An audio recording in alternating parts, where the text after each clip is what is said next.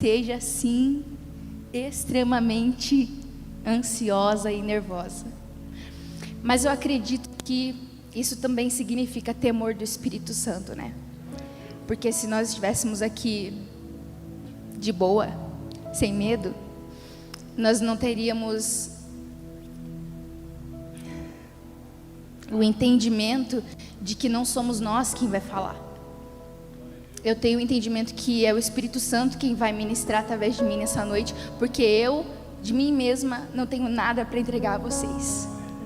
Então eu espero que o que o Senhor ministrou na minha vida essa semana crie raiz no coração de vocês, como criou em mim, e traga transformação, como trouxe na minha vida. Essa semana o Lucão mandou lá no grupo da liderança alguns avisos, e ele falou: e sábado a Ana Sara vai estar ministrando. E eu li aquela mensagem assim, eu falei: o quê? Como assim? E aí eu mandei uma mensagem para ele no privado. Eu falei: cara, como assim você faz uma dessa comigo, você não me avisa? Aí ele falou: mana, na verdade está lá no calendário já faz tempo, acho que você não viu. Daí eu falei: eu não acredito que eu fiz uma dessa comigo mesmo. Mas o Senhor tem um propósito em tudo que acontece, né? E essa semana acho que foi a semana mais corrida da minha vida. Eu fui trabalhar todos os dias 6 horas da manhã e eu cheguei 11h30 em casa, 11h40 mais ou menos. Então eu não tinha um segundo para preparar uma palavra. E quando eu falei com o Lucão no começo da semana, ele disse: mana, fica tranquila, você vai falar o que o Senhor está fazendo na sua vida. E aí eu pensei: então o que eu vou falar, né? E daí eu me lembrei de algo que eu converso muito com a Letícia em casa, e realmente algo que está acontecendo na minha vida. Então hoje, depois de toda essa introdução, eu vou falar sobre maturidade. Bom, a maturidade, ela tem várias vertentes, né? Então a gente poderia falar sobre várias coisas em relação à maturidade. A gente poderia falar sobre relacionamento, sobre vida espiritual, sobre vida financeira, sobre ministérios, sobre chamado, enfim. Mas hoje eu vou falar sobre maturidade espiritual. A maturidade que eu tenho hoje, que eu adquiri com o Senhor, ela não se compara com a maturidade que eu vou ter daqui a uns anos. Mas ela também não se compara com a maturidade que eu tinha no passado. E isso também não significa que hoje em dia eu sou totalmente madura, porque não se trata disso. Significa, maturidade, a gente precisa estar em constante evolução. O Senhor vai fazendo isso constantemente na nossa vida. E eu aprendi, eu estava assistindo umas ministrações, na verdade há bastante tempo atrás, e essas ministrações falaram comigo sobre maturidade. E eu aprendi que maturidade está ligada ao nível de conhecimento que você tem de Deus também. Toda vez que você tem uma nova medida de revelação de quem Deus é, Deus te dá uma nova medida de revelação de quem você é. Isso é muito sobrenatural. E isso é incrível. Então, se eu quero alcançar maturidade, eu tenho que ter um relacionamento com o Senhor? Sim. Esse é o caminho, na verdade, muito simples, mas também é um caminho muito desafiador, porque simplicidade não significa facilidade, não significa que vai ser fácil. Significa que o Senhor é simples nos seus relacionamentos. Então, eu entendo com isso que quando nós alcançamos a nossa maturidade espiritual, outras áreas da nossa vida, elas também alcançam a maturidade. Para mim, eu acredito como cristã que a maturidade espiritual é a área da maturidade mais importante que a gente pode adquirir. Porque quando nós adquirimos maturidade espiritual, o Espírito que habita em nós, ele pode e ele tem a autoridade de transformar as outras áreas da nossa vida. Então, assim, consequentemente, nós adquirimos maturidade nas outras áreas da nossa vida também. Então, falando sobre maturidade, eu vou falar sobre o que aconteceu comigo. E como eu alcancei o nível de maturidade que eu vivo hoje com o Senhor. Houve um acontecimento na minha vida em 2022 que foi um divisor de águas para mim. Mas, sinceramente, eu não acho que foi esse acontecimento em si que transformou quem eu sou hoje. Mas eu acho que foi a forma com que eu me posicionei diante disso que mudou a minha vida. E realmente foi uma mudança de vida para mim. Foi, na verdade, quando eu dei um reset na minha vida, em todas as áreas da minha vida, quase todas, se não todas, né? Eu comecei elas do zero. E foi aí quando eu disse para Deus, então, beleza, vamos lá. Somos só nós dois, ninguém pode fazer nada por mim, ninguém pode me tirar dessa estação, ninguém pode me tirar desse processo. E eu agradeço pelo Senhor estar me dando uma nova chance de vida. Então, eu te entrego o controle e pode começar a reforma. E hoje ainda eu consigo e eu preciso entregar o controle da minha vida para o Senhor todos os dias. Eu me perguntava um tempo atrás se era hipocrisia. Eu repeti várias vezes que eu entregava o controle da minha vida para Jesus. Mas foi quando eu entendi que, da mesma forma que nós somos falhos e pecadores todos os dias, o Senhor também, Ele tem o desejo de nos perdoar e continuar caminhando conosco também todos os dias. E nós devemos nos manter firmes nessa posição de entregar o controle da nossa vida para o Senhor todos os dias. Então eu quero falar hoje sobre 3 coisas que acontecem e aconteceram comigo nesse processo de amadurecimento. E ainda está acontecendo, né? Porque, como eu disse, o processo de amadurecimento, ele é constante, ele é para a vida toda. Então, a primeira coisa que acontece na nossa vida no processo de amadurecimento são as mudanças de mesa. A gente ouve bastante isso aqui, principalmente da nossa líder de missões, Andressa.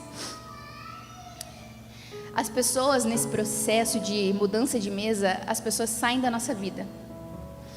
A gente perde amigos, geralmente sem explicação. Os amigos, eles se esvaem por entre os nossos dedos. A gente tenta segurar essas pessoas, mas não adianta. A gente não consegue. De repente, a gente não faz mais parte daquela roda, a gente não faz mais parte daquela mesa. E às vezes a gente não entende esse processo, porque as pessoas que saíram da nossa vida não eram pessoas ruins. Elas eram pessoas boas, elas aproximavam a gente de Deus, elas eram amigas de Jesus. Mas esse não era o tempo do Senhor para a gente. Existem pessoas preparadas para cada temporada da nossa vida. E para tudo tem um propósito. Pode ser também que você esteja sentado em algumas mesas de pessoas que não dividem as mesmas ideias e princípios que você. Isso também pode acontecer.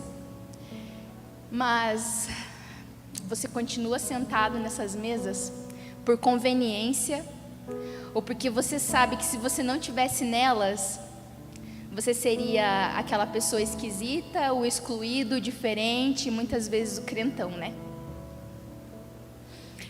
Mas quando você é escolhido por Deus, desculpa, mas você nunca vai caber nessas mesas. Eu não coube nessas mesas. Eu quis caber nelas durante muito tempo, mas eu não cabia mais. Você pode tentar a sua vida inteira, mas aquela pergunta, qual é o propósito da minha vida? Sempre vai vir na sua mente. E você só vai conseguir descobrir qual é o seu propósito de vida quando você estiver perto de Jesus. Porque no Senhor habitam todas as respostas, e o Senhor é a resposta. Não tenham medo de perder amigos. E eu entendi isso só no processo. Lá no começo eu não entendia. Porque primeiro eu sentei em mesas onde não me cabiam e eu queria fazer servir. E depois eu sentei em mesas onde pessoas eram abençoadas, onde me aproximavam do Senhor, mas aquele não era o tempo Aquela mesa não era naquele tempo para mim, então eu também precisei sair dessas mesas. Às vezes, é necessário outras mesas para ensinar a gente nesse tempo. Não queira ficar rodeado de pessoas que não te cabem mais, porque não vai dar certo, infelizmente. E em Eclesiastes 3 tem aquela passagem clássica, e eu acho que ela significa muito para esse processo que eu passei, que foi mudança de mesas, que ela diz assim que para tudo há um tempo debaixo do sol. E realmente eu entendi o que significa essa palavra. Então, a segunda coisa que acontece no processo de amadurecimento é a solitude, que pode ser muito parecido com a mudança de mesas, mas ainda é diferente. Na solitude, mais especificamente, você se sente sozinho. Você tem amigos à sua volta, mas de uma forma ou de outra você se sente sozinho. Como se você não fizesse parte daquele círculo, daquele lugar onde você está. Você está sentado com seus amigos, mas você não se sente parte daquilo. E quando isso acontece, o Senhor, Ele está te preparando para um tempo a sós com Ele. E isso é necessário. Um tempo onde você só tem a Ele a quem recorrer. É nesse tempo em que você vai chorar para Jesus. É nesse tempo que você vai contar os seus segredos para Ele. É nesse tempo que você vai mostrar o seu coração. E vocês vão criar um vínculo. E é nesse tempo que você constrói um relacionamento com o Senhor.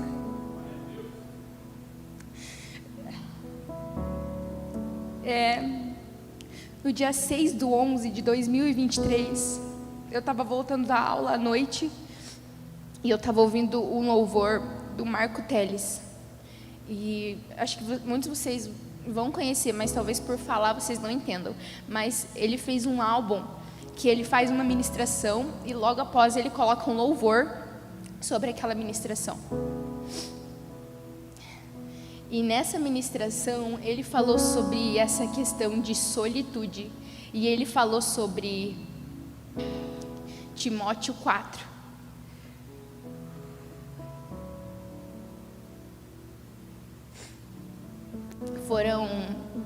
Ele falou sobre as últimas palavras de Paulo.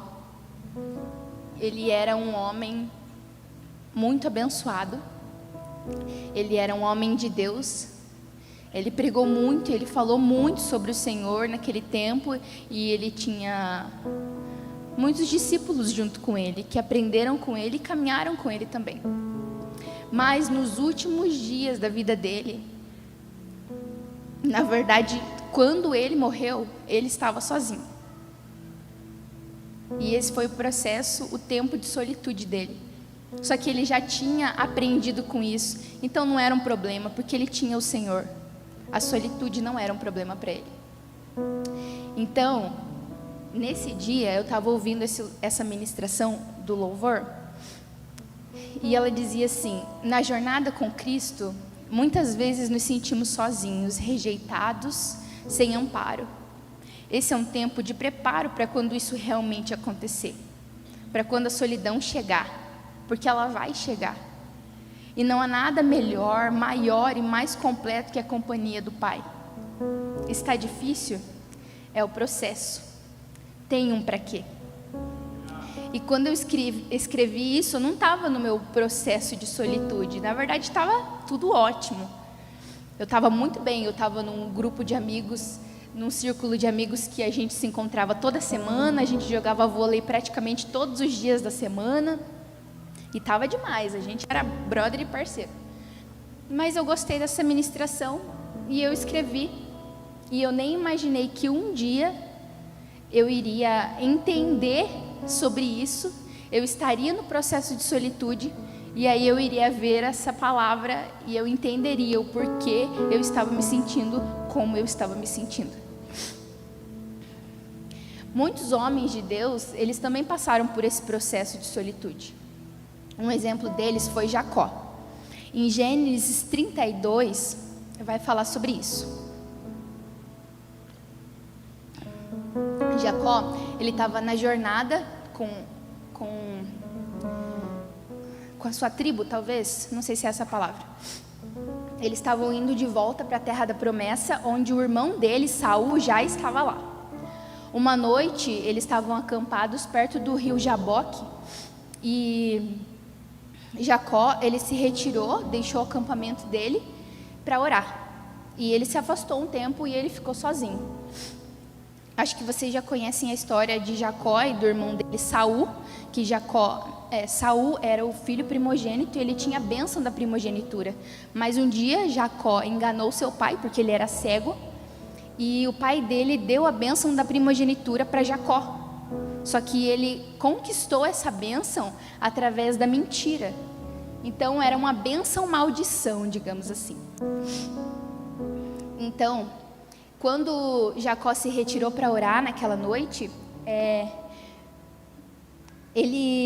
um ser veio até ele e agarrou ele, e ele começou a lutar com esse ser, porque ele achou que esse ser era alguém da tribo de Saul, porque o irmão dele, eles não tinham se visto mais, e como ele estava voltando para a terra de onde o irmão dele estava, eu imagino que ele estava muito aflito, porque ele não sabia o que ele ia encontrar. Ele estava imaginando, eu traí o meu irmão lá atrás, então o que ele vai fazer agora? Será que ele ainda está bravo? Será que ele ainda quer me matar? Porque naquele tempo eles tinham esse costume de guerrear por alguma coisa. Então, quando ele começou a lutar com aquele ser, ele achou que fosse alguém da tribo do irmão dele. E quando ele se deu conta que era um anjo, ele agarrou aquele anjo e ele segurou o anjo. E o anjo falou, me solta. E ele falou assim, eu não solto até você me dar uma bênção, me dar a minha bênção. E ele continuou lutando e o anjo falava, me solta, me solta. E ele falava, eu não vou soltar até você me dar a minha bênção. Foi aí que o anjo falou, beleza, você quer a bênção? Então vai. Ele tocou na coxa de Jacó e, se eu não me engano, não sei se foi exatamente isso, mas rompeu um nervo da perna dele. E Jacó ficou manco, e está descrito isso na Bíblia, que Jacó, a partir desse momento, ele ficou manco. Jacó recebeu a bênção, mas ele saiu marcado dessa promessa. Naquele momento de solitude, quando ele se retirou para orar, ele teve essa experiência, que eu acredito que deve ter sido a maior experiência que Jacó teve na vida dele com o Senhor. E a pergunta que o anjo fez para ele depois que ele recebeu a bênção foi, como você se chama? E aí está descrito assim, em outras palavras, como você pode ser chamado, ou como você é conhecido. E ele teve que responder, meu nome é Jacó. E o significado de Jacó significa enganador, usurpador, mau caráter. E o porquê o anjo perguntou isso para ele? Porque quando o pai dele lá atrás perguntou qual era o seu nome, ele mentiu e ele disse que se chamava Saul. Então, para ele conseguir receber a bênção, ele precisou voltar lá atrás na vergonha dele e reconhecer que ele estava errado. Então, nesse momento, ele disse, não, meu nome não é Saul, meu nome é Jacó. E eu sou enganador, eu engano as pessoas, eu sou usurpador. Então, ele precisou reconhecer o seu erro para que ele pudesse receber a bênção. E quando ele olhou para si, ele olhou para dentro dele, isso gerou uma transformação na vida de Jacó. O nome dele foi mudado de Jacó para Israel, e Israel significa príncipe de Deus que luta. E isso representa a mudança que houve do velho Jacó para o novo Jacó. Então, às vezes, a gente sai de alguns processos machucado, mas isso não é algo ruim. Talvez a marca que você carrega é para que você possa lembrar todas as vezes da promessa que o Senhor entregou para você.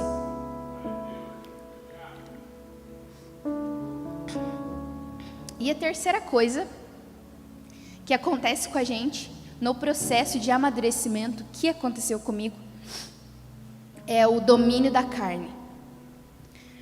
No domínio da carne, você escolhe não se entregar para o pecado.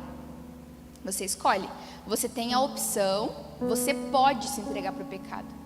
Porque nós temos essa escolha. mas você decide matar a sua carne e controlar as suas vontades. Porque você ama Jesus, você entende o que Ele fez por você, mesmo sem sentir talvez nenhuma emoção, mesmo sem sentir nenhuma emoção, mesmo sem você sentir a presença do Espírito Santo naquele momento, mesmo sem sentir amor, você decide matar a sua carne e você escolhe dizer não para o pecado. Não é tipo assim, como quando você está na presença do Senhor, adorando ao Senhor. Não, você está só lá na sua rotina, no seu dia a dia, e você está consciente. Então, nessa fase de domínio da carne, você está vivendo a sua vida normal, você não precisa estar sobre, digamos assim, o domínio do Espírito Santo, no momento, digamos assim, de adoração espiritual, para que você tenha forças para dominar a sua carne. Não, nessa fase você já tem o domínio sobre a sua carne, porque o Espírito Santo já habita em você.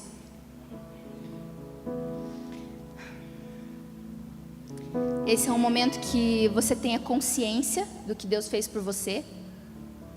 E foi nesse momento que aconteceu comigo, que eu olhei para trás e eu percebi que eu estava no processo de amadurecimento. E essa sensação para mim foi sensacional, saber que eu dei a oportunidade para Deus transformar e trabalhar na minha vida. Isso me deu coragem para continuar, ela me deu força e ainda assim me deu coragem de dizer ao Senhor para que Ele pudesse continuar a mudança e a transformação em mim. E assim, não pensa que é fácil, mais fácil para umas pessoas do que para outras pessoas passar por essa fase ou passar por esse processo. Às vezes é difícil negar a carne. E às vezes o que é difícil para você não é difícil para mim. O que é difícil para mim pode não ser uma dificuldade grande para você. Se o apóstolo Paulo, que era um homem sábio, um dos maiores propagadores da palavra do Senhor naquele tempo, ele também tinha um espinho na carne. Por que a gente não teria um espinho na carne, né? Por que não seria difícil para nós também? O inimigo, ele sabe exatamente onde é o nosso espinho na carne. Ele sabe exatamente o que é difícil para nós. E é nesse ponto que ele vai tentar te ferir. E às vezes você pode fazer como Paulo, pedir para o Senhor tirar esse espinho da carne de vocês. Como Paulo disse, ele falou: Senhor, afasta de mim, tira esse espinho da minha carne. E aí o Senhor disse, desculpa, eu estou falando Paulo, né? Desculpa, é Pedro, gente. Pedro tinha um espinho na carne. E Pedro, ele pediu para que o Senhor tirasse o espinho na carne dele. Mas quando ele pediu isso ao Senhor, o Senhor disse para ele: Pedro, a minha graça te basta, porque o meu poder se aperfeiçoa na sua fraqueza. Isso é grandioso. A questão aqui não é que Deus vai tirar o pecado do nosso caminho. As bandejas, as oportunidades, elas vão acontecer porque é impossível a gente retirar os pecados desse mundo. Porque a gente vive em um mundo caído. O pecado, ele é o senhor desse mundo. Mas o Senhor, o que Ele vai fazer é te dar o domínio sobre a sua carne, para que você possa viver nesse mundo com a mente do Espírito Santo.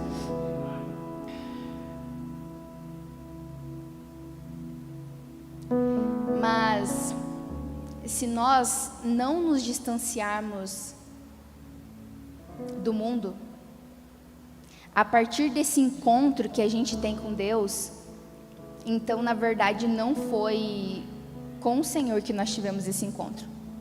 Não tem como ter um encontro com o Senhor e permanecer o mesmo, né? Eu acredito que um dos problemas da nossa geração hoje em dia, e eu não me tiro dessa reta, porque eu tento negar esse desejo e essa vontade todos os dias, porque eu acho que é disso que se trata. É que nós queremos saber o que é pecado, nós queremos saber o que nos leva para o inferno, não em busca de um nível de relacionamento com Deus, com desejo de agradá-lo. Mas a gente quer saber até onde eu posso ir sem ir para o inferno. E se você hoje em dia vive com essa mentalidade, como eu também vivia um tempo atrás, você não teve um encontro verdadeiro com o Senhor. Então, nessa noite, eu quero concluir dizendo que como que nós podemos nos levantar nesse momento? Porque chegou a nossa hora, como diz o tema desse mês. O tempo já passou, na verdade. Os campos já estão brancos há muito tempo e nós deveríamos ter nos posicionado há muito tempo já. Então, como nós queremos nos posicionar e nos levantar nesse tempo, se nós não atingimos o nível de maturidade necessário com o Senhor? Como nós iremos assumir os sonhos, os desejos do Senhor para nós, os propósitos que Ele tem para nós, se nós ainda temos atitudes de crianças espirituais? O pai, ele não entrega responsabilidade, ele não entrega tesouros, ele não entrega o nome da empresa para um filho imaturo. Ele entrega isso para filhos maduros, ele entrega para filhos responsáveis, filhos conscientes, ele entrega isso para filhos preparados. Você e eu, nós não fomos chamados para reinar só nos céus. Nós não fomos chamados só para dominar quando nós chegarmos lá nos céus e nós termos um corpo glorificado. Nós somos chamados para reinar aqui na terra. Nós somos chamados para dominar a terra. Nós somos chamados para abrir portas e fechar portas em nome do Senhor Jesus. Nós somos chamados para ligar e desligar coisas aqui nessa terra no nome do Senhor Jesus. Então o Senhor precisa que nós nos posicionemos nesse tempo. O Senhor precisa que a gente chame Ele para reformar o nosso coração. Esse tempo de preparo, esse tempo de amadurecimento, ele não é um tempo que a gente perde esperando Deus fazer alguma coisa. Esse tempo é o tempo em que Deus espera a gente estar pronto para receber. Deus não precisava de 100 anos para construir a Arca de Noé, eu acredito.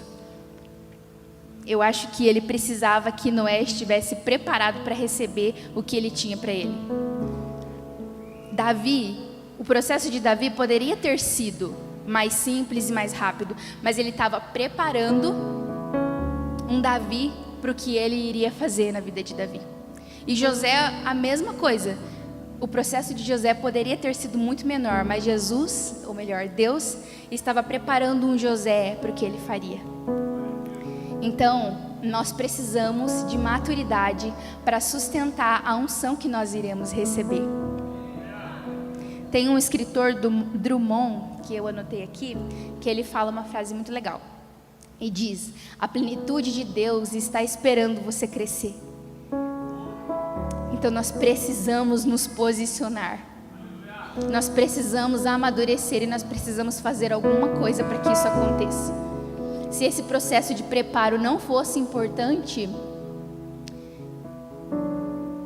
Deus não teria chamado João Batista para preparar o caminho para Jesus. Então esse processo também é importante. Mas eu preciso dizer, para cada nova patente que você recebe, novas perseguições elas vão surgir.